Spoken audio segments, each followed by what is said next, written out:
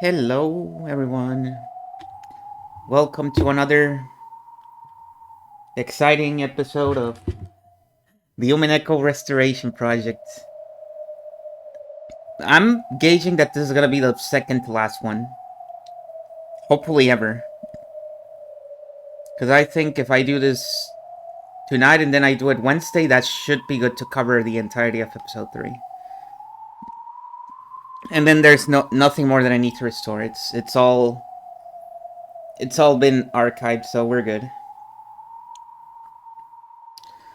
So since this is like just the rerun part of the show, I'm just gonna head straight to it.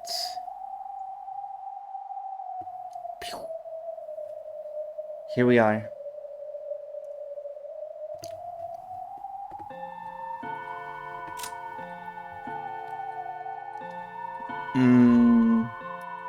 Now where were we?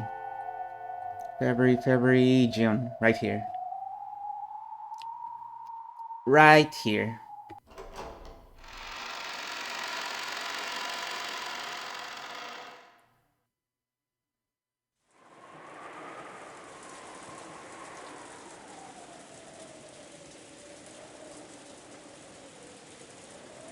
Last time, Eva and the kids got out of the guest house and were headed to the mansion. And it looks like they just found Kraus and Nazi. Dad, Mom, who would do something like this? Jessica's woeful voice echoed throughout the rose garden. Perhaps it was the intuition of a person who lived on this island. After checking the part of the rose garden where Aunt Rosa and Mari had fallen and seen nothing, Jessica went to look in the arbor next. Normally, the arbor was probably a wonderful location to enjoy tea peacefully while appreciating the roses on a good sunny day. Maybe even Uncle Kraus and Aunt Nazi had days when they relaxed and enjoyed their tea together here. In that arbor lay their corpses. Let's see them. Here we are. Kraus. His corpse was found in the rose garden arbor. The cause of his death is assumed to be a strangling with a rope-like object. A stick-shaped weapon was sticking out of his thigh. If only there wasn't that stupid epitaph. I would have needed the stake. What a pain. Her corpse was found in the rose garden arbor because of her death is assumed to be strangling with a rope-like object. A stake-shaped weapon was sticking out of her calf. Why do I even have to follow the epitaph in the first place? Is this some kind of game? Interesting notes here. At least they are entrenched in the rain like Aunt Rosa and Mari had been. But there was no way I could say that out loud to Jessica at the moment. What do you think, Dr. Nanjo? Strangulation, I believe. Come, take a look at this. On their necks, there are distinct markings that something thin was used to strangle them. Right. I doubt those things were the primary cause for their deaths. Right there lay two stake-like weapons decorated with an occult design, which had been found driven into Uncle Krause's thigh area, and they were on Nazi's calf. When we found these sticking out of my parents' forehead and chest, we decided to preserve the crime scene and leave them for the police. But Jessica didn't care about such matters, and immediately pulled the sticks out of her parents' forsaken bodies. By now, bodies gouged in the head, chest, stomach, knee, and leg have been found. Damn it! Damn it! Damn it! I'll kill that murderer! Kill him! Ah! With this, the 8th twilight has been completed. Is there going to continue unto the 9th twilight? The witch shall be revived, and none shall be left alive. Bring it on! If the witch revives, that means the culprit is gonna make his grand appearance, right? One's gonna be left alive? Bullshit! I'll kill him! Definitely kill the culprit who killed Dad and Mom with my own hands! Jessica let her emotions flow out as she howled furiously. To avoid being crushed by a crease, she could do nothing but resist it with anger. We still haven't found George. Jessica, you children better stay here. I'll go into the mansion. Eba-san, we mustn't split up. It's dangerous if we do not all stick together. There's nothing we can do for Nissan or his wife. But George may still be alive somewhere. I have no time to waste here. As Anteba screamed this, Jessica glared at her. Eba had no more time to bother about the dead. She was more concerned for the safety of her only son, who had yet to be seen. Jessica-chan, you should stay by your father and mother's side. I'll make a short trip to the mansion. Badler-kun and Dr. Nanjo, you two can stay here as well. After arbitrarily saying this, Anteba rushed out of the arbor. I called out to stop her, but there was no way she would listen. However, being alone in this situation meant nothing short of death. If we silently watched her leave, it would be the same as letting her die. Since Aunt Eva was unwilling to stop, we had no choice but to follow her. And, while it may be cruel to say so, Uncle Kraut and Aunt Nazi were already dead, so there was nothing more we could do for them. In the end, we had no choice but to console Jessica and head for the mansion together. Fortunately, Jessica stood up. Perhaps she had been able to break free from her grief, but what had surfaced in its place was an expression like a demon's. I'll kill that person with my own hands. I'll definitely avenge them. Let's go, Badler. If we find the culprit, don't get in my way. I'm definitely gonna kill them. I got my own parents to avenge. Sorry, but this is first come, first serve. Yeah, that's right. Let's kill them! At my words, Jessica finally seemed to feel like we sympathized with her emotions. She still had that dark expression, but I felt that Jessica had regained some of her sanity. We took off, chasing after Aunt Eva, through the rose garden, up the stone steps, running at full speed towards the mansion, whose large, intimidating shadow flashed in the lightning. With this, the murders of the epitaph had reached the 8th twilight, and then, on the 9th twilight, the witch shall revive. None shall be left alive.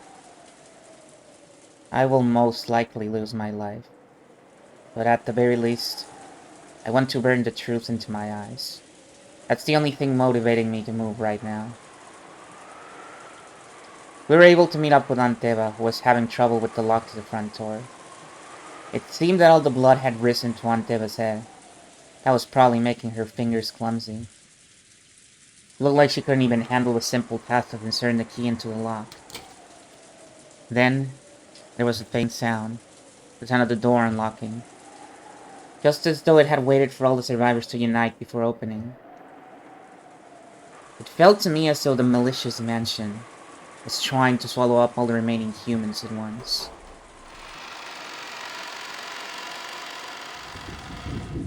Perhaps the stench that erupted outwards the instant the door opened couldn't be described as just a smell. It wasn't just a charred smell from grandfather. I think it also may have contained the regrets of the servants in that group. All of the dead. What did it mean as it floated out, overwhelming us?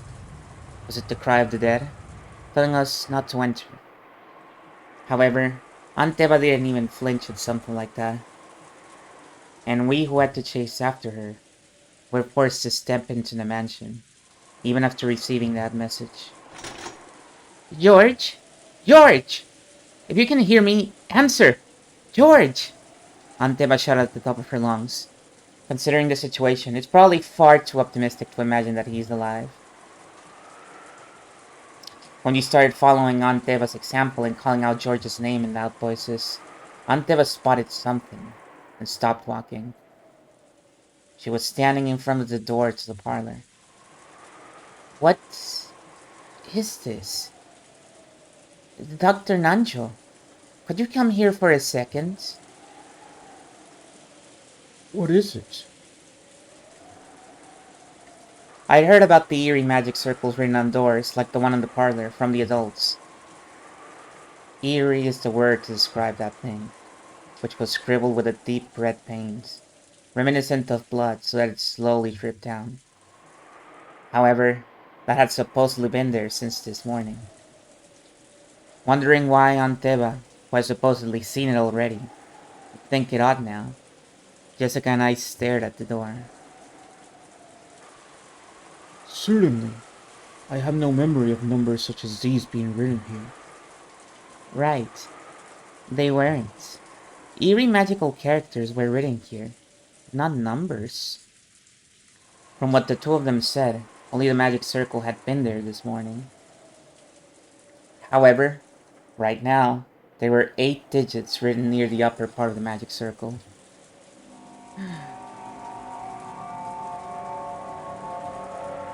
07151129. I didn't know what it meant. But I didn't even want to imagine what someone had been thinking when they wrote it. It was drawn with the same paint as the magic circle. But it had clearly been written very recently. The way it had dried and the condition of the color was completely different from the magic circle parts. I'm sure it's just some magical meaning. No point wasting time thinking about it. Jessica intentionally spat those words out in an attempt to push aside the eerie feel it gave off. It could be a magic square. The idea that a ward against magic can reside in a certain sort of number play. I believe everyone has heard of the one where adding all of the numbers in each row and column leads to the same sum. Wasn't that a group of numbers buried in a rectangle? This is just a single row. I don't have a clue what it can mean.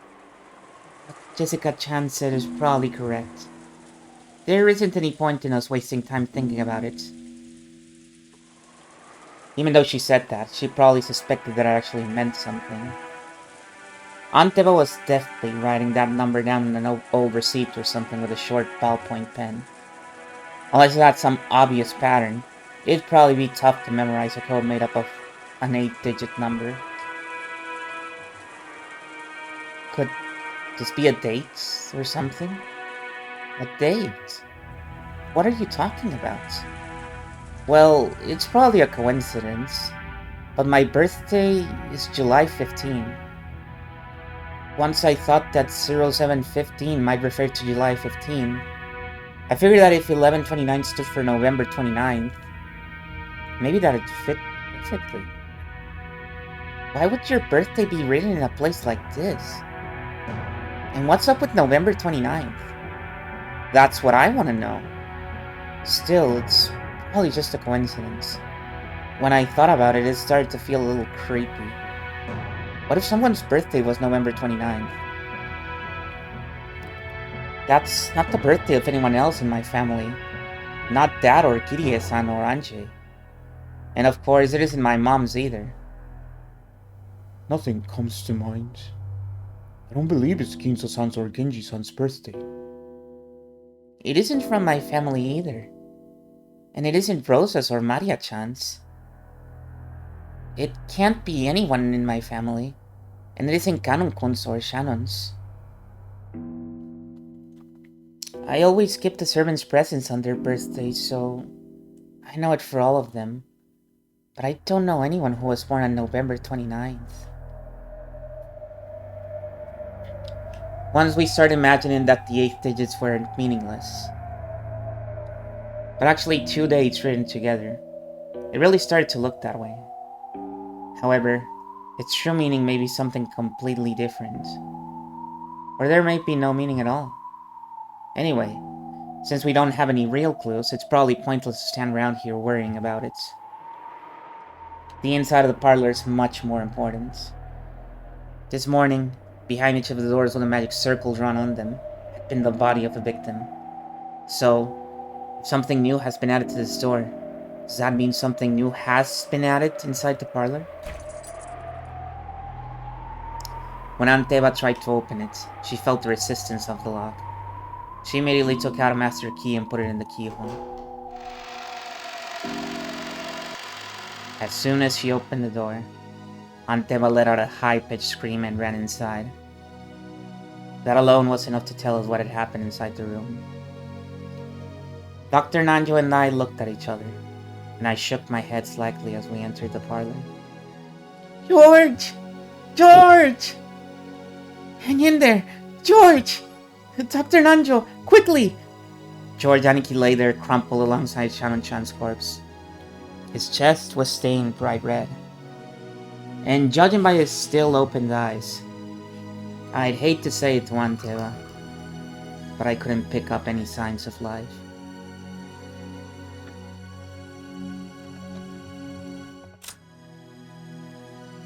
There goes George. His corpse was found in the mansion's parlor. The weapon used on him is assumed to be a gun or spear-shaped object. In exchange for his soul, the witch gave 8 numbers. If you say it, a small golden land will be opened.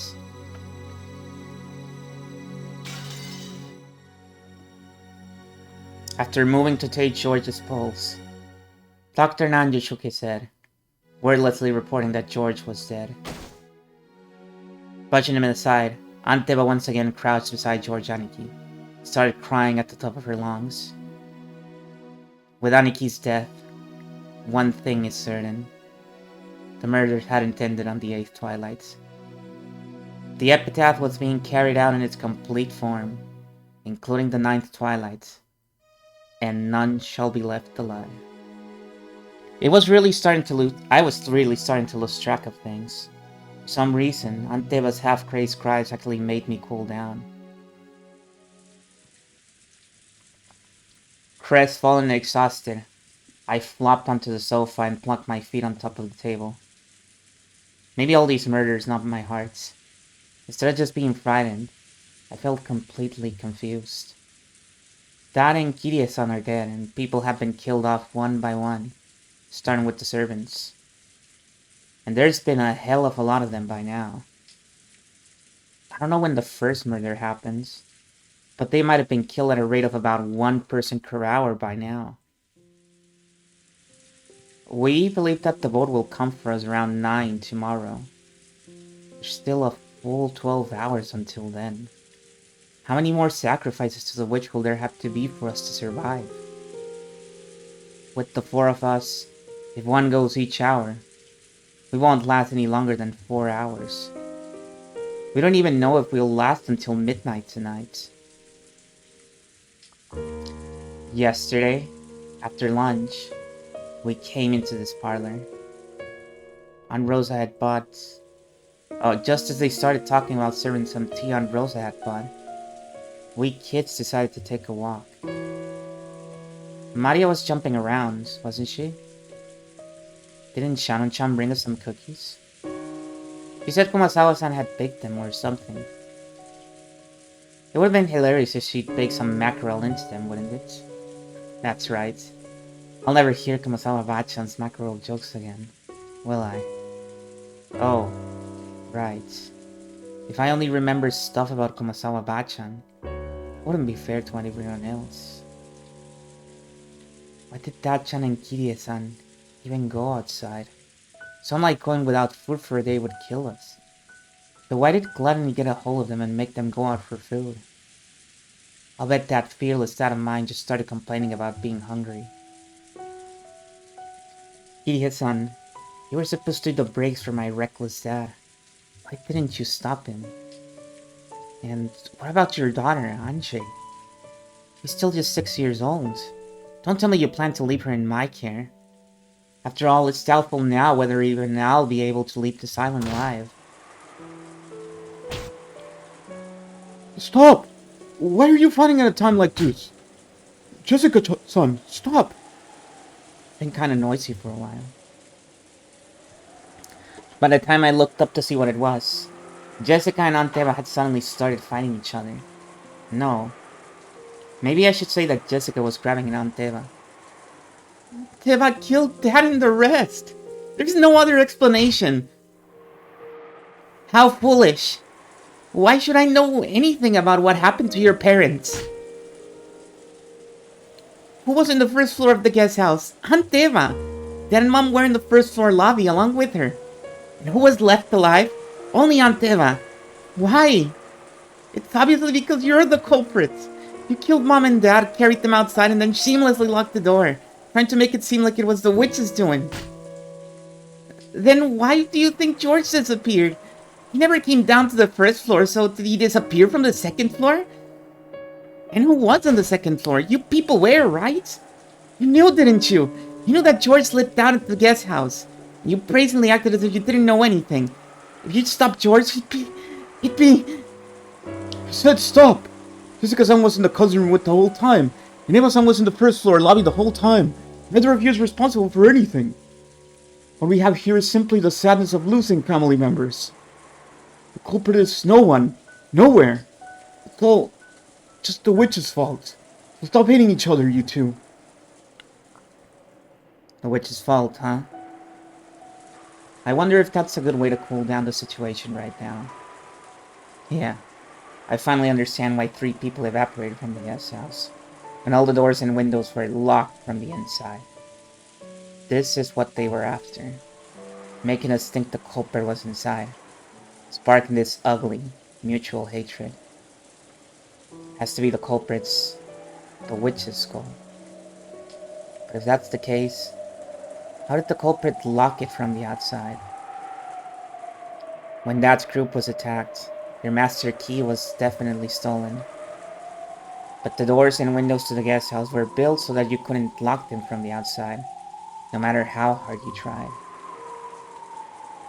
So the master key should have nothing to do with the guest house closed room. Jessica and Aunt Eva were turning their sadness and losing their blood relatives into anger at the person in front of them. Dr. Nanya was trying to step between them, and I sat in the sofa, staring up at the ceiling, thinking about things that didn't even matter anymore with a worn-out expression. Just couldn't believe that this was the same parlor that had been so warm and pleasant midday yesterday, for just a short time before the typhoon hit. Ah! Ah! The sudden sound of a gunshot shook me out of my half-asleep trance. Smoke was rising out of the barrel of the gun Aunt Eva held. Jessica had fallen to the floor and was covering both her eyes. Aunt Eva and Dr. Nanya were looking down at her in shock. Are you okay, Jessica-san? Jessica-san! It hurts! It hurts! It wasn't my fault. This happened because you came at me even after I told you to stop. Hey, wait a sec, what's going on? So did Jessica grab at Aunt Eva, which turned into a scuffle? They start fighting over Aunt Eva's gun? Did some kind of impact cause the trigger to be pulled? I didn't know if the bullet had grazed or if she'd been burned by the discharge. But either way, Jessica was covering both of her eyes, screaming, it hurts, and rolling around on the floor. Don't worry. Calm down. It's not a serious wound, so get a hold of yourself. My eye hurts, it hurts. Can't see! I can't see! Dr. Nanya let Jessica borrow his shoulder, saying that he would tend to her in the servant room. The servant room in this mansion had been a bed and a first aid kit and was able to function as an infirmary. Damn it! You killed Mom and Dad, and kill you! I'll kill you! It wasn't me! It wasn't me! Jessica-san, you'll aggravate your wound, so don't move about. Come, let us go to the servant room. Jessica continued to curse Aunt Eva as her parents' murderer. It seemed that Aunt Eva couldn't conceal her trembling at the fact that she had pulled the trigger, even if it had been an accident. It wasn't my fault. It happened because that kid jumped at me. I didn't kill anyone. More importantly, kill George. That's right, who killed George? George! George! It isn't my fault, it isn't my fault. Wait a sec, Aunt Eva, don't go off on your own. I didn't know if it was because Aunt Eva couldn't bear her mistake, or she'd given up control of her body to anger at the person who had killed her only son. Or if it was both of those all mixed together. At any rate, she ran out into the corridor, yelling, fearful and screaming. I was also worried about Jessica's condition, but right then, I couldn't leave Aunt Eva alone. Why would she go off on her own in this mansion of all places? Is she suicidal? Oh, whoops, I forgot to change the name again. Hang on.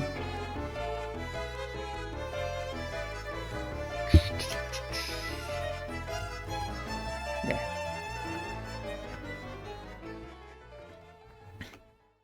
Dr. Nanjo took Jessica towards the servant room. I chased after Aunt Eva, dashing into the depths of the mansion.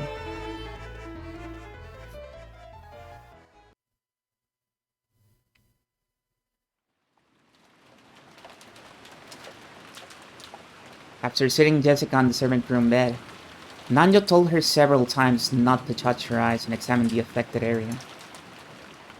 The barrel had probably been near her eyes. There was a possibility that the flames from a discharge had injured her corneas. There was no threat to her life, but it would probably be necessary to take her to a doctor as soon as possible. Nanjo applied emergency first aid, covering the affected area with gauze and wrapping it with a bandage. As a result, Jessica completely lost her field of vision. Is that okay? The wound may hurt or itch, but you mustn't scratch at it or rub it. When tomorrow comes, let us go to an ophthalmologist as soon as possible. Bitch, she really was trying to kill me. The angle had been just a little bit off. Couldn't have been killed by now. Definitely turned her into to the police. Your husband would do no such a thing. It was an accident. You call that an accident? She killed Dad and Mom. There's no way any 19th person or witch exists on this island. She's behind everything. She was the only one on the first floor of the guest house. George Neeson must have seen her kill Mom and Dad, and she killed him to keep him quiet. It's the same with Grandfather and the servants. Churchy just knocked out of the family conference last night and killed all of them. If that is indeed the case, and we'll find about it as soon as the police investigate. The police are incredible, and with their powers of discernment, there is nothing that cannot be understood. There is no need for us to suspect or hate anyone. The police will resolve everything. So, for now, Jessica-san, you should devote yourself to resting your body and keeping your eyes safe. Of course, if you wrinkle your forehead too much, it will do nothing good for your eyes, not to mention your beauty. When Jessica's abuse of Eva had reached a crescendo, she actually had started glaring instinctively, and the pressure on her eyes had hurt her. Jessica herself realized that the more she talked, the more the wound would hurt. And regardless of whether she'd overcome her suspicions of Eva, she regained her composure for the time being. She killed them. Dad and Mom. And Shannon. And Ganon-kun. Ganon-kun. She'd heard that Canon had been killed in the chapel. Jessica still hadn't seen his face after he had died. Jessica was now less fearful about the fact that she was blinded, and more frightened that the police would carry Canon's body away while she still couldn't see, and that she would have to say her final farewell without being able to look at his face. Her anger at the culprit, and her sadness at the death of the person she liked. Those mixed emotions started her crying. But right now, tears were actually painful for her. She wasn't even permitted to leisurely remember his face in bygone days. Jessica could do nothing but sit on the bed and let her head droop, withstanding the pain.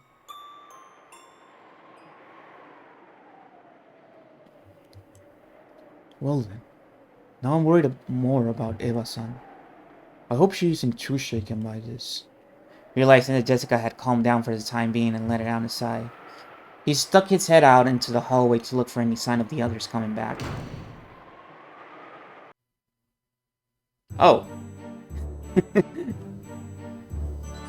Then, their eyes met. Nanjo, unable to understand who this person was bewildered for an instant. I hear that people who have lost the power of sight have zero anti-magic power and magic resistance power.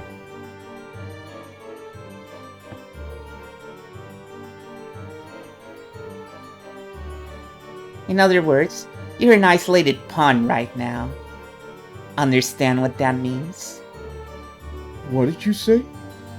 Nanjo had no ways of understanding who the person in front of him was, much less what she had just said. Dr. Nanjo? What's going on? Unable to see, Jessica had to rely on voices alone to make out the situation. But since she heard Nanjo say something in an uneasy tone, she tightened up, thinking that something bad might have happened. Stop! Please! Please don't kill me! I have a sick grandchild! Mustn't die here, please! Spare me! Dr. Nanjo? Dr. Nanjo! Jessica couldn't do anything except call out from the bed. Judging by the tone of his voice, Nanjo was in the corridor, confronting someone. He was scared. His life must have been threatened just a second ago. No! Stop it! No! On the ninth twilight, the witch shall revive, and none shall be left alive. The witch pointed the end of her gold staff at Nanjo, even though he didn't know what she was planning to do. Nanjo assumed that she must be trying to take his life. Dr. Nanjo! Dr. Nanjo! Is someone there? Answer me! Stop it! A sharp sound echoed, and just as sharply, the tip of the golden staff tapered and stretched, slicing into Nanjo's forehead.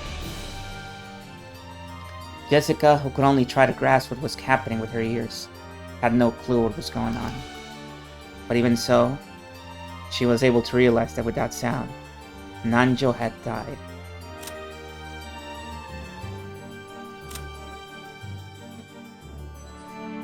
His corpse was found in the hallway in front of the mansion's servant room. The weapon used on him is assumed to be a gun or a spear-shaped object. Just a little longer and he'd probably have managed to return alive. However, in the very end, the witch did not permit that. And she could tell that the person was now in the corridor, right in front of the servant room. Furthermore, since she couldn't see, she wouldn't be able to run away, much less resist.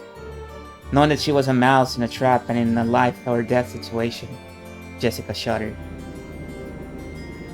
Oh, Jessica. Too bad. Your eyes got injured. Now you can't even escape. I'm gonna play a whole lot with Nanjo's corpse now. When I get bored of that, I'll kill you next and play a bunch more. No. Wait. If I got you here blind already, I won't wait until you're dead. I'll have a lot of fun with you before I kill you too. So, wait there shaking for a while, okay? As you try to imagine all the ways I'm playing with Nanjo's corpse. Jessica was struck with fear and let out a frail scream.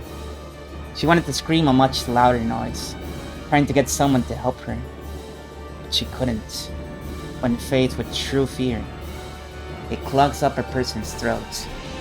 Right then, Jessica could barely even breathe. Help me!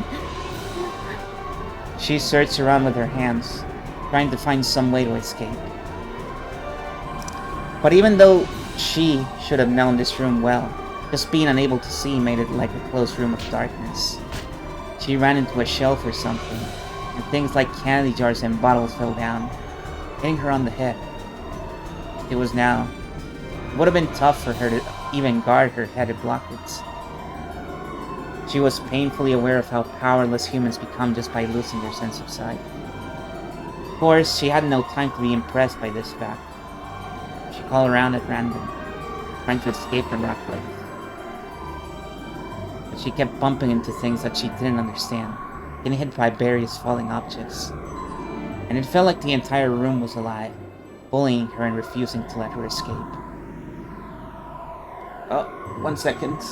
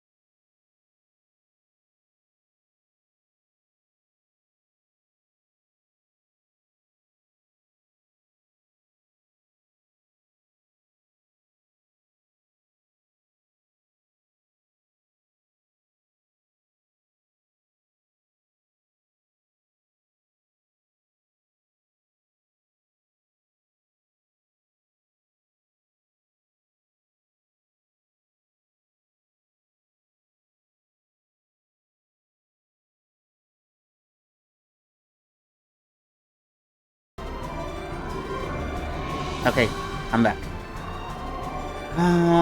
Then a footstep could be heard from that presence in the hallway, and then a voice. She'd probably poked her head into the room, since Jessica had been so loud. You really are noisy. Act like a lady and wait there on the bed, because I'll give you a wonderful blood-red death outfit fitting for such an honored daughter. Something good enough to make the person who finds you faint, okay? Until just a second ago, she had sworn that she'd kill the culprit if she found them. However, she was now very powerless. She couldn't do anything except let out a scream, falling around on the floor and bumping her head into the bed and the legs of desks. Help me! Help me! Someone, help me! Mom! Adler! Someone! Come! Help me! Nungkun! In the corridor, as the witch thought of how to toy with Nanju's life, single gold butterfly secretly watched that scene from the corner of the hallway. It was Battle, who had barely escaped with her life once before. The gold butterfly softly returned to human form. It was faint and transparent like a lace curtain.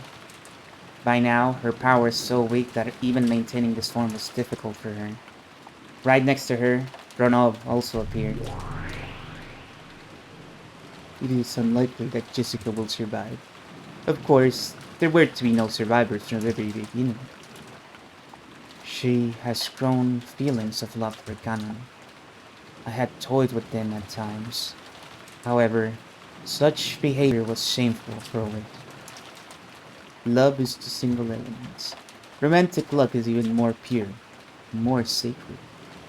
Though for some reason, you seem to despise it thoroughly, milady. Teacher told me, magic exists to bring people happiness. That's something I myself must have been aware of in the past. When I forgot that, I stopped being a witch, and so I lost the right to be Battler's opponent. I can hardly believe it, my lady. Do you actually intend to rescue Jessica? It would be dangerous. I know. Even if I do save her, she will become a plaything of the witch's banquet when the door to the Golden Land opens. But even so, that death would be far more compassionate than what that person would do to her. The witch's banquet steals lives in a terrible way, but it does not do so more than once. It does not toy with life and death. However, that person is different. She kills over and over. She kills for fun. There is not even a trace of compassion there. I want to at least save Jessica from that kind of cruel fate. Certainly, by carrying that out, you would probably be praised as a good witch. However, the new Beatricism already views you as hostile, my lady. If you were to be seen by her again, you would not have any method of escape this time, correct? When I reunited George and Shannon, I finally understood what a witch is, and what magic is. I am a witch. I must act as a witch. And I must be acknowledged as Battler's opponent, and make Battler accept me as a witch this time around. The road to that goal may be long and difficult. However, if I do not take a step forward here and now, I won't be able to call myself a witch. I understand your feelings, but how do you plan to rescue her? There are not many forms of magic that your body is capable of now, milady. Did you not have to borrow George's power even back when you revived Shannon? Indeed. And for that very reason, I may be able to save Jessica.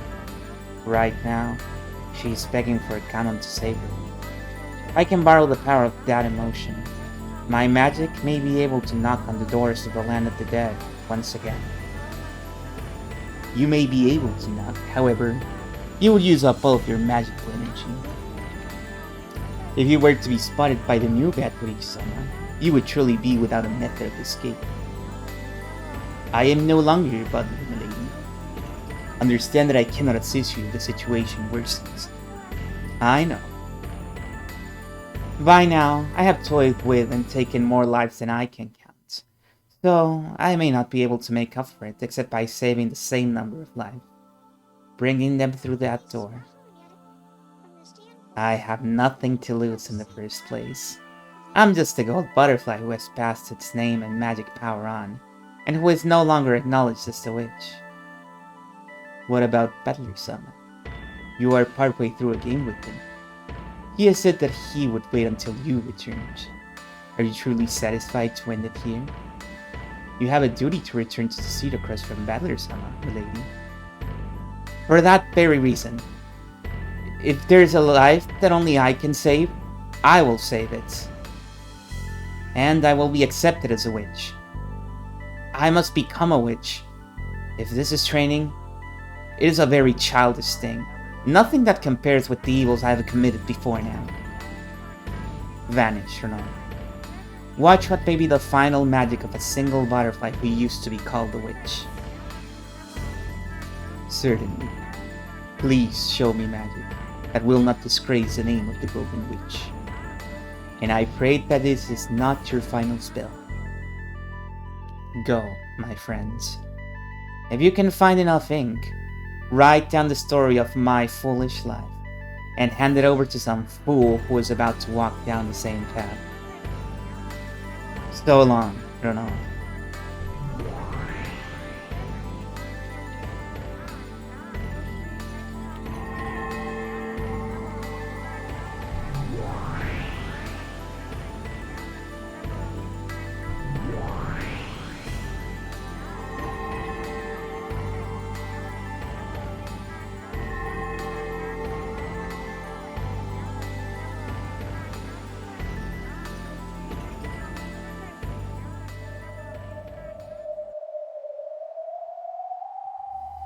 Ganon-kun, where are you? Where are you? Help me. Help me. Milady, I am always there by your side. Ganon-kun? Ganon-kun? It seemed to Jessica as though she'd heard Kanon's voice just then. She looked around with unseeing eyes, but of course, she saw nothing. On the contrary, that action caused her head to hit the desk again. Ganon-kun. Ganon-kun. Help me. Help me. Yes, milady. I will help you. Ganon-kun? You survived? This time she thought she heard his voice clearly. Jessica jumped up in surprise, banging her head against the desk once again. Milady, please, calm your heart and listen. Unfortunately, I am not alive. Huh? I have already died. However, that witch came to me to tell me of your peril. And she gave me just a little bit of time so that I could save you, milady. Please, calm your heart even more. If you do, my form will become visible even to you. Jessica obeyed those words. She chased all idle thoughts from her head and relaxed her breathing. Of course, her heart felt like it was going to explode after hearing the voice of the one she'd liked and had thought was dead. She resisted the excitement with all her strength. When she did, she felt as though Ganon-kun really was right in front of her. Even though she shouldn't have been able to see with him with her eyes, she was able to sense him clearly. Can you see me, lady? Yeah, I can see. I can definitely see you, Ganon-kun. I exist only as a soul now, so I cannot touch you, lady. I cannot do anything except talk to you like this. With my current weak existence, I can do nothing more than that. But I should be able to be of some aid to you, milady. So, we can only talk? I can't touch you, Ganon-kun? I am now no more fragile than smoke from a candle. So much so that if one of the living things, such as you, were to touch me, I would be wiped away instantly. So please, don't try to touch me, because I am also holding back my desire to touch you, milady. Okay. More importantly, milady, please, listen well. The new Golden Witch has a cruel heart. She surely plans to make you meet with a horrible fate. You must escape from this room and hide. How? I can't see anything. Quiet. It will be your eyes, milady. Please move in accordance with my instructions. First, please crawl 3 steps from there, and stand up. You are now under the desk, milady. If you stand there, you'll hit your head. That was under the desk? Okay. 1, 2, 3. I'm gonna stand. Well done. Next, please turn to face towards Nina. Yes. Hold on. This is pretty embarrassing. Ow. Are you okay? Does your wound hurt? No. I'm fine. What next? Jessica thought that if this was a dream, she didn't want to wake up. And if she were allowed to, she would have wanted to take off the bandage covering her eyes and see him. However, if she did that, Canon might vanish like frail candle smoke, just like he himself had said. She was afraid of that. So she satisfied herself with just listening to his words once more, repressing her desire to see him, to hold him. Therefore, what hurt her eyes now were tears of gratitude. Tears of gratitude for the god, or maybe the witch, who had given her this miraculous moment. Is this okay? If we keep talking like this, won't we be noticed by her? Won't our voices be heard?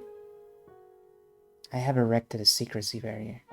As long as we don't make any loud sounds or speak noisily, no one will notice us. That's why people can tell when I'm around. I don't really get it, but anyway, we'll be fine as long as we stay quiet, right? What should I do next? Please walk 10 steps in that direction. You will touch the sofa. Please continue along that. Do it slowly. Stay calm. Believe in my words. Sure. It's weird. Even though it's so scary not being able to see. I'm not scared at all if you're with me, Kanon-kun. Yes, that is the sofa. Trace it to the left while advancing slowly. There is a table just to your left. Be careful not to bump into it with your shins. It was a very, very strange and bizarre theme, not Tim. Even though she would have been killed in an instant if the terrible witch noticed her, there was no fear in Jessica's heart. She was being protected and guided by Canon, someone she thought she'd never be reunited with. It would probably be just a momentary miracle. Even so, Jessica was deeply grateful for it. If she hoped for too much, she was sure that he would disappear, but she tried not to ruin this faint miracle. And, trying to engrave this moment into her heart for all eternity, she slowly continued to walk, obeying Canon's voice. Okay, if you walk 10 more steps, you will exit the servant's room. Then, please turn to face 9 o'clock and keep walking very slowly.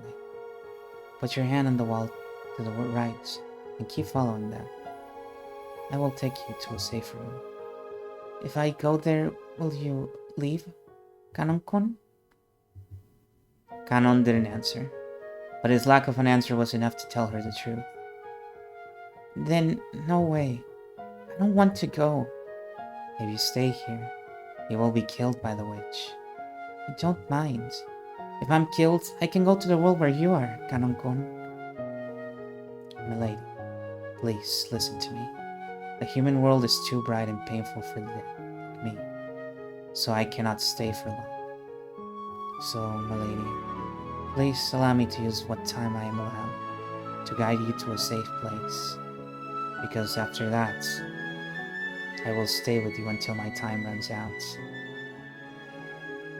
Is that the very best you can manage, Kanon-kun? Yes. In exchange, I will stay by your side as long as possible. I will stay with you and talk with you, milady. Talk about what? What do you want to talk about? I don't care what, as long as you're willing to tell me, Kanon-kun. Well, I will tell you the story of a cowardly servant boy who lacked all courage. The story of a foolish and pitiful boy who fell in love with a young lady as radiant as the sun. Even when the lady confessed those same feelings to him, he lost to his cowardice and was never able to be honest with his feelings while he still lived. Yes, then I want to tell you a story too. It's the story of a cowardly girl who couldn't muster the courage to tell the boy she loved how she felt. Much, much more often.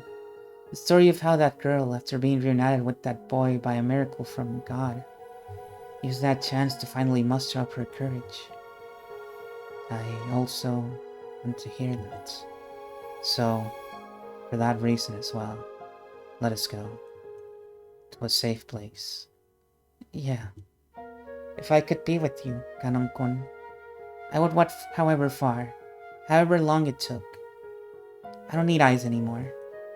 If you tell me to step forward, I will take that step, even if it leads off a cliff. Thank you. Come, lady, let us go. The first 10 steps. No, I don't like it. I won't do it unless you call me Jessica. Understood. Well done, Jessica. Take the first 10 steps. Yes, Kanon-kun.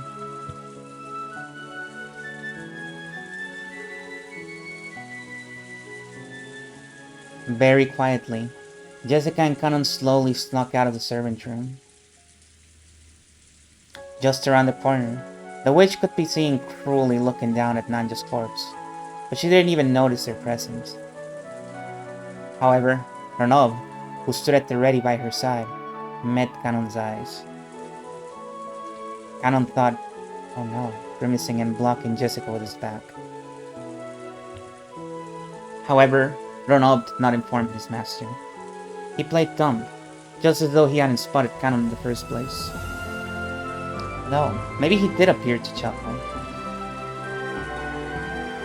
From a finger of Renault's hands, which were joined behind his back, a single small gold butterfly appeared, flying in front of Kanon and still guiding him. Time to leave work. Good job. Have a nice trip. See you again. It went unnoticed by the master he served. Kanon was surprised at the magic that butterfly held, because it was far more powerful than the secrecy barrier Kanon possessed. He may not have known it, but that power of his had originally been Renault's. Kanon's ability was an imitation of that, which Ginso had made and given to him. As that butterfly of secrecy magic scattered gold scales, it grew smaller, bit by bit. It probably wouldn't last long, but without a doubt, even that would buy them enough time to get them far away from that cruel witch. Okay, milady, let's follow that wall and keep walking. Keep going. Keep going. Yeah, if I can be with you, Kanon-kun, I'll keep on going, on and on. Led and protected by the small gold butterfly, the pair, separated by the wall of life and death, slowly walked away, towards the end of the corridor. There was no way that the evil witch would have had magic to notice their flight. Until they disappeared at the other end of the corridor, the witch didn't realize that Jessica had vanished.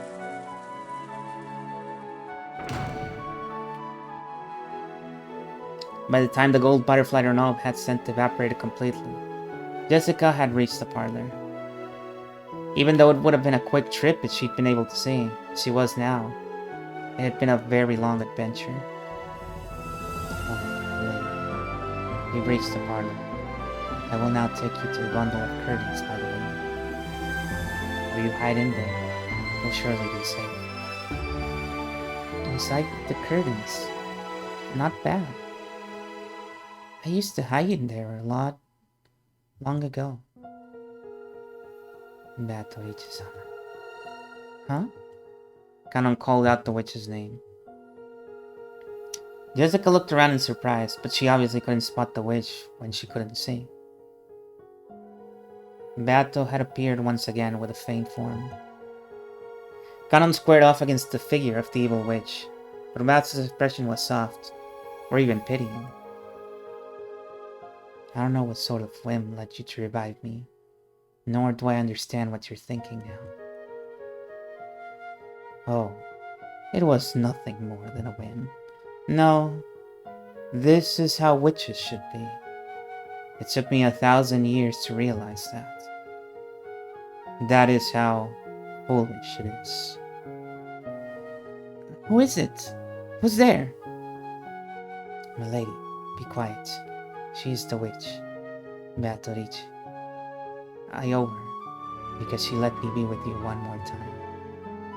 The witch, Beatrice. Forget about me. More importantly, you should quickly hide that girl in the shadows of the curtains.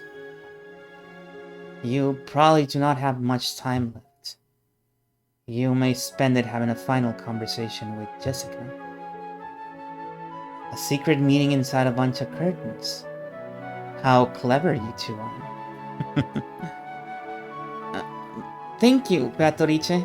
Thank you for letting me be Kanon-kun. Jessica didn't know where Bato was, so she said that while facing in the wrong direction. Perhaps because she found that funny, Bato snickered. I will now lead this room to the pair of lovers. Evil witches have no need for tales of love. Allow me to depart. Beatrice said, thank you very much. There is no need to thank me. You know that something like this cannot compensate for all the evil I have done. I offer my gratitude to this good witch as a parting gift. I don't know what has happened before, or what will happen later. However, this very moment, you are, without a doubt, a good witch. You flatter me, Furniture. The next time we meet, I may be an evil witch who doesn't betray your expectations.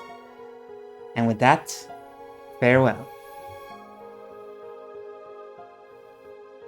Beata left the parlor and closed the door. And, mustering the last of her remaining magical power, she sealed the door. The fact that those two had escaped into here would eventually be noticed. And now that the ninth twilight had been reached, no matter how much they struggled, their inescapable fate had already been decided. However, until that final moment, they should be given the chance to speak with each other of their love. The witch poured out all of her magical power to protect their time together, so that no one would be able to defile their time alone until the last possible moment. That time, Beata noticed something. Her body had been detected by a magical search engine. The evil witch's furniture had sniffed this place out. So, boorishness is the witch's way of doing things after all. To think that she doesn't even intend to let those two young ones speak together of their love.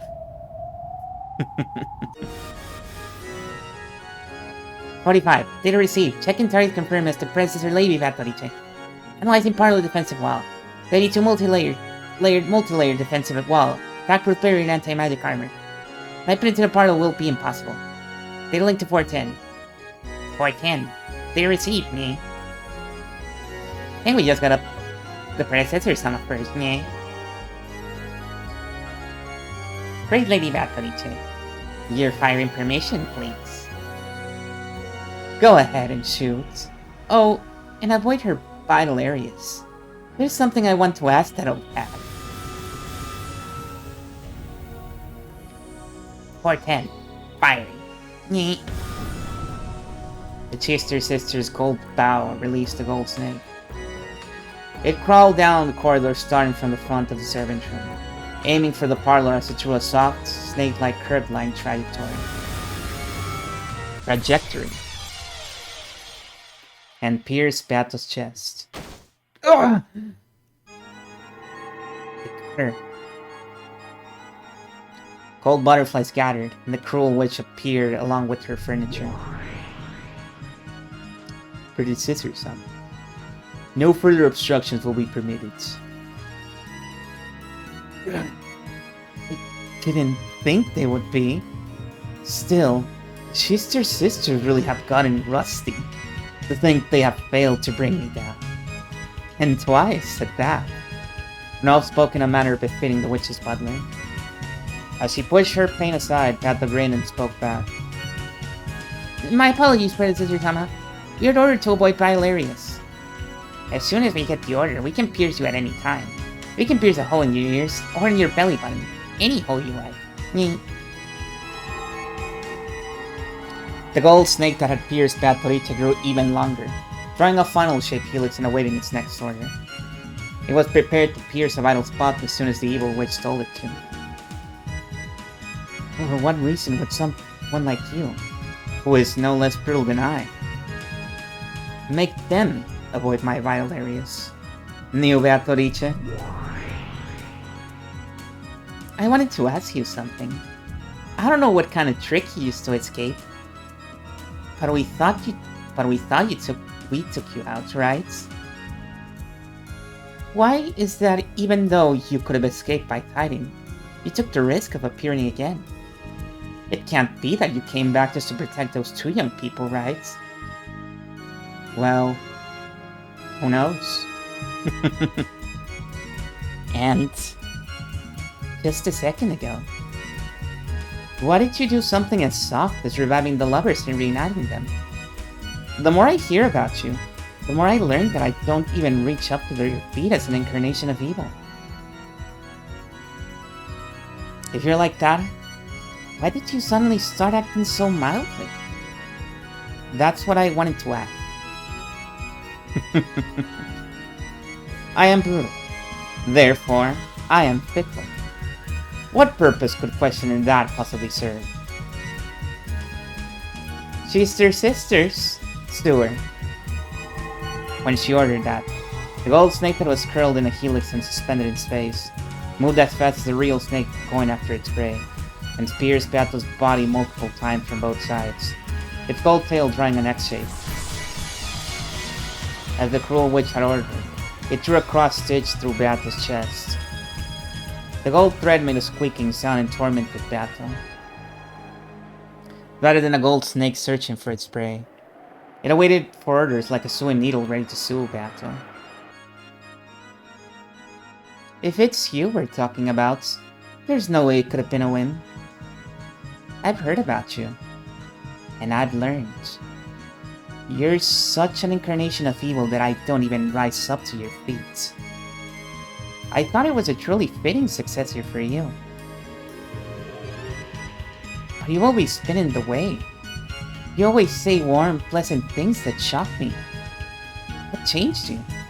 You explored the depths of evil for 1,000 years, and I let you live because I wanted to know what happened to make you change so much. If you really want to know, then I suggest you waste 1,000 years as well. Sue.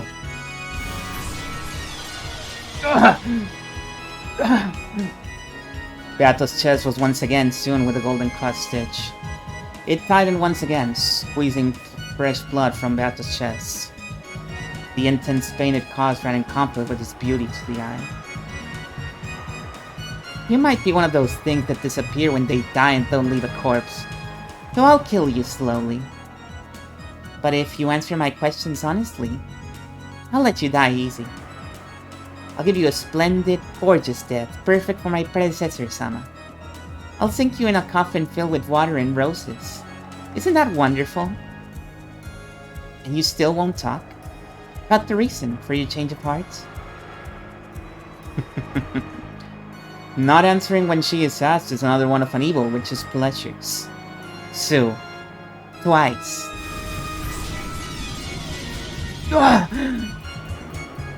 Of course. You don't have to answer. After all, that way I get to torture you. The endless magic truly is wonderful. When you think about it, this world is limited in every way. The endless cannot exist in the human world because gods are without limits. The human world is deprived of all limitlessness, that they can be looked down upon. So, in other words, this endless power is the power of the gods. Wonderful power where the more you play with it, more fun ways of playing you find. Use that power as you please for 1,000 years and went on a rampage. Why are you having a change of heart only now? You aren't gonna say you regret handing it over to me, are you?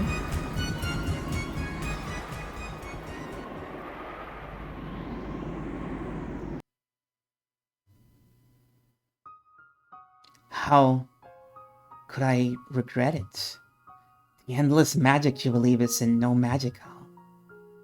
True magic lies in a deep abyss that you most certainly cannot reach.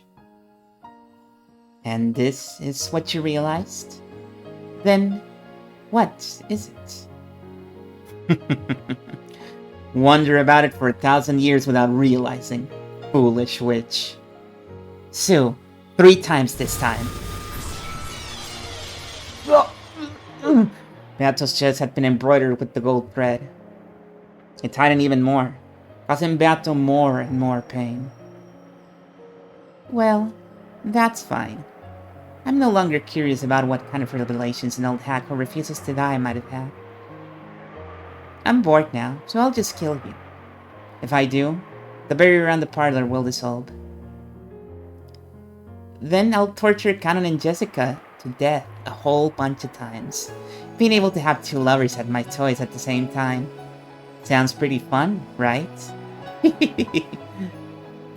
Kill her. Without missing by a millimeter, the gold swing thread shot through Beato's heart. That intense pain was worse than all the pain before that put together. Beato finally remembered the actual feeling of dying, which she had forgotten over the course of 1,000 years. But she couldn't die. She must not die. If she died, it would mean handing over the 2 in the parlor to the cruel witch. So she definitely couldn't die. She resolutely refused to die. No, Beatrice. I have a request.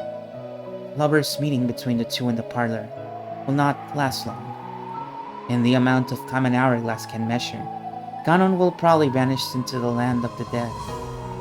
Would you please allow them at least that much time? No way! Isn't tearing apart 2 who love each other fun? You said it yourself. So I want to try it. In that case, I mustn't allow you that pleasure. Yes, it can be fun, tearing apart lovers. Really? I'm sure it is fun. So don't get in my way. Sue more! Sue, Sue, Sue! 410, understood.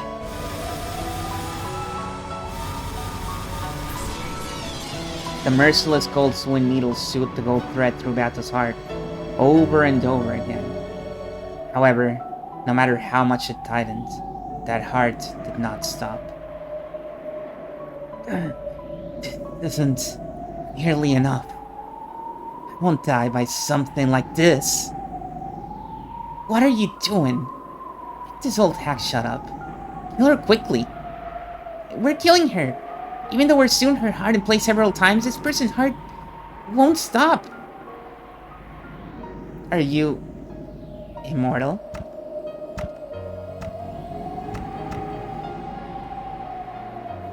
Of course not. I've handed over the endless over to you. My heart will not beat many more times. However, if by making it beat just once more, I can give the 2 in this room a bit more time, I'll continue that resistance for all eternity. Sue! Keep sewing until her heart stops moving.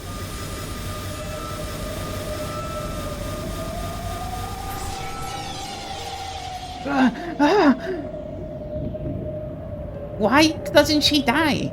It's impossible. Why isn't her heart stopping even though it's been sewn in place? Who cares? We'll make the heart explode from the inside, eh? How pitiful, and you could have died cleanly if you hadn't resisted us. As they said that, even though the gold needle and thread made round trips over and over again, Beatos still didn't die. The cruel witch eventually grew pale at how bizarre that was. What in the world are you?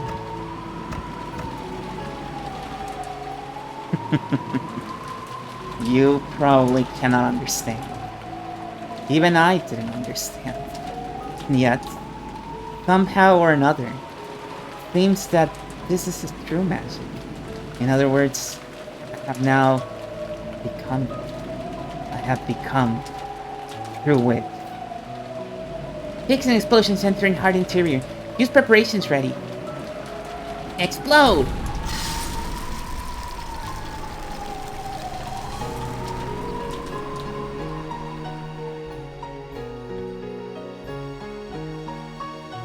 There was a terrible sound, and gold leaf was scattered around the area, along with a cloud of gold butterflies.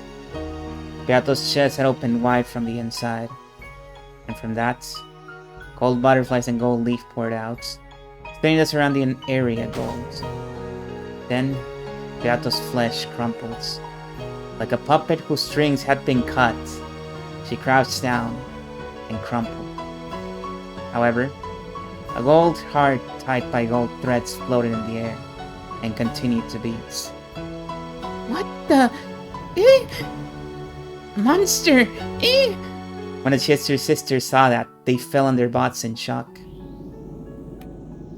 Somehow, even though Beato had become nothing more than heart, still kept beating, continuing to protect the barrier to the parlor. It was an immeasurably vast magical power, impossible to measure. In other words, endless. I'm the Endless Witch, right? Oh no. Now it's AI? No. No. No good. Not good at all. You are not endless, thankfully. Why is this old hack still alive after all this? Chester sisters, smash that heart! Quickly! It's impossible! My apologies! We can't do it! Indeed.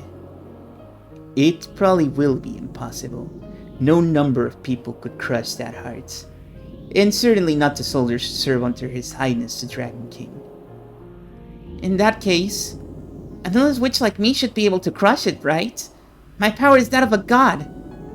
I'm afraid to say that your power cannot leave a single wound on the Endless Witch, on the Endless of Beatrice itself. Just what do you mean by that? Just as there can be no light without knowledge of the shadows, there can be no infinite without knowledge of the finite. Before Milady Beatrice's true endless power, your frail magic is quite lacking. Why is that?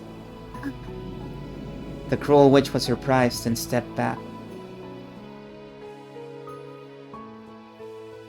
It was thinner than a lace curtain, but Beato's form, no, Beatrice's form was still standing there.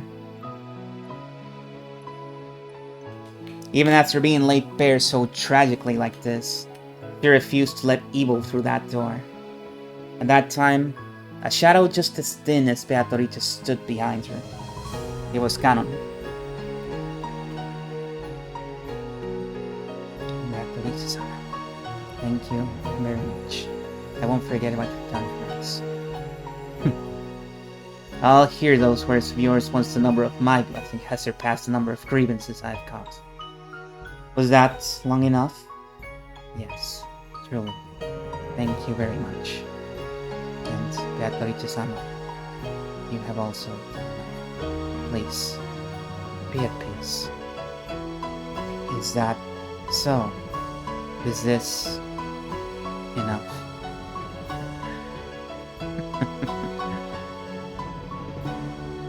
What's going on? Why are you guys calling that old hat Beatrice? Beatrice is my name, right? It's got to be, since I'm the new Golden Witch and Endless Witch, right? How rude. How dare you claim Beatrice-sama's name? I'm afraid to say that the name of Beatrice-sama belongs to the one crowned as the Endless Witch. Right now, you are the predecessor. What did you say? Farewell, Canon. I'm sure I'll see you soon enough. In a new nightmare. Upping up, yeah. In the nightmare of the new night, I will once again be your companion, Beatrice-sama. With that, if you would excuse me. And there he goes. 07 Canon. Canon's form grew faint, and he disappeared into thin air. After watching him go, Beatrice's form also grew faint, and before disappearing, it slumped over onto the floor. Then, there was a splat. The golden heart that had been floating in midair lost its sparkle, became blood-stained flesh, and fell to the ground. How frail it was. It was ragged and full of holes, but until a moment ago, it had sparkled so much, it continued to beat so forcefully, that heart still just barely managed to beat. However, it was only a matter of time before it stopped. Beatrice, whose form had become fragile and faint like incense smoke, lay on the floor, steadily watching her own heart. There, the cruel witch could be seen. What do you mean, endless? Aren't you actually collapsing a heap right there?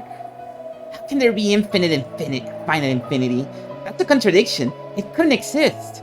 This is the limit of your magic. The endless is better than the finite. Beatrice no longer even had the will to respond. No, on the contrary, it was doubtful that the words of the cruel witch even reached her ears. If you're a real endless witch, try standing up. How's it going? You can't stand, can you? How do you think you can't stand? It's because you aren't the endless witch. The cruel witch poked Beatrice's heart with her fingernail. Beatrice had no words with which to respond to that provocation. However, instead of words, he returned a single expression. It felt humiliating only to the cruel witch, because he had gently curved her mouth and smiled.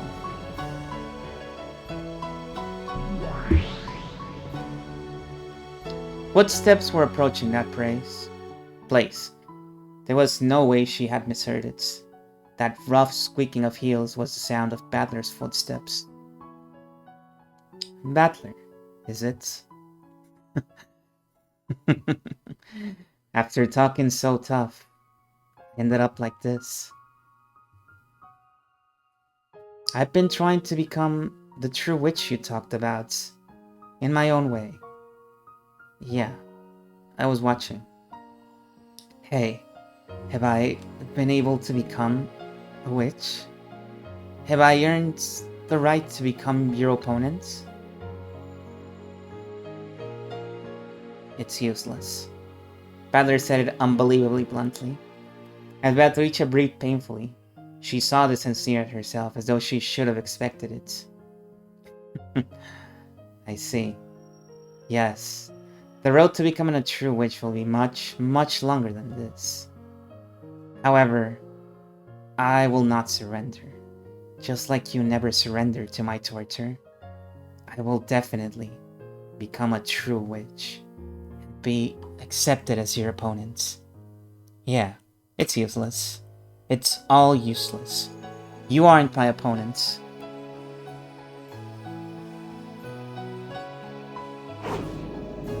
The cruel witch raised her foot high. Below it was Beatrice's frail heart. Die, you old hag! Let's see how endless you are when you've been crushed to a pulp. I'm the witch. I'm the golden witch. Beatrice! Die!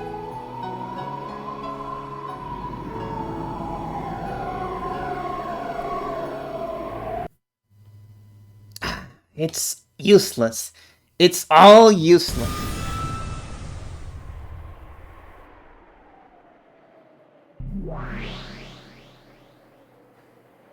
What is this?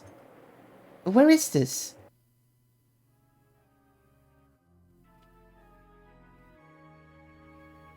Get in your seats. Beato is my opponent.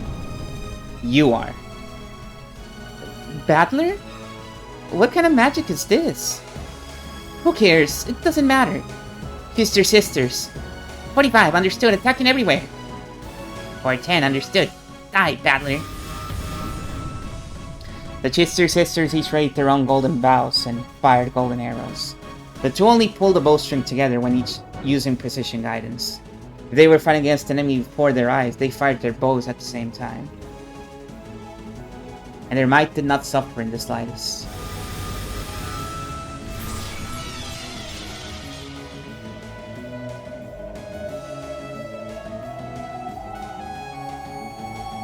What? It was deflected? There's no barrier. It was deflected by resistance alone. 45. Target analysis. 45. Understood. What? Did I break down? Am I insane? Anti-magic resistant power. Endless 9. Even mythical class magic attacks won't be effective against the target. Golden bow warheads could penetrate any magical armor through reciprocal corrosion. When one tried to rock them with anti-magic resistance power, even 8 digits were not sufficient to prevent their penetration. By the way, even famous gods that appear in myths rarely reach as high as 9 digits. The power scaling of Battler. For that reason, 9 digits were enough to measure pretty much all sensible values. Battler had buried all 9 of those digits with 9s. How foolish. When Battler-sama gets serious, magical arrows and the likes aren't enough to even make his hair trim. The Chister sisters dropped their golden bows in shock. To Battler himself, it was as though a pair of dragonflies had flown past his shoulder. What are you doing? Is that some kind of game? Monster! Stay back, small fries. Get in your seat, fake witch. I'll tear up that mask of yours. The Chister sisters couldn't hide their fear at Battler's ferocity, and they backed up as though they'd been struck. Beatrice watched the scene in shock. Battler, what's this supposed to be? Just like you see, you aren't my opponents. She is. That imposter over there who's using your name. I'm fighting against a witch. I face up against an opponent who claims to be a witch, and I deny witches by defeating them. I've seen more than enough of your arrogance. Then Battler's eyes grew as sharp as blades as he stared down the cruel witch. What are you calling magic? What are you calling witches? You're no witch. I'll rip that mask off and tear it to shreds. Virgilia, get ready to fight. Understood.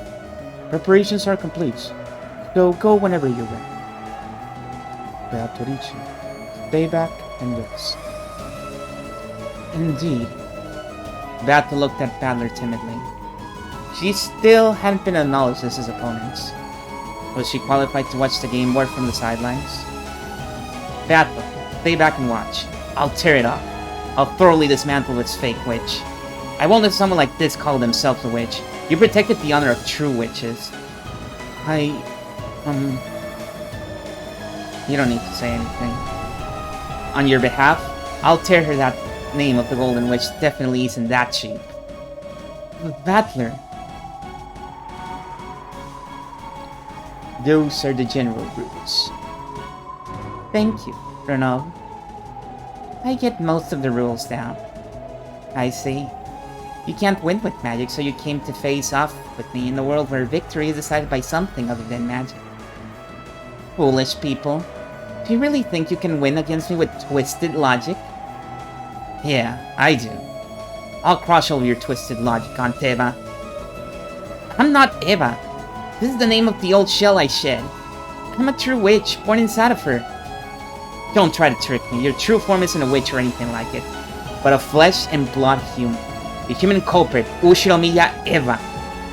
Virgilia, reconstruct the second Twilight.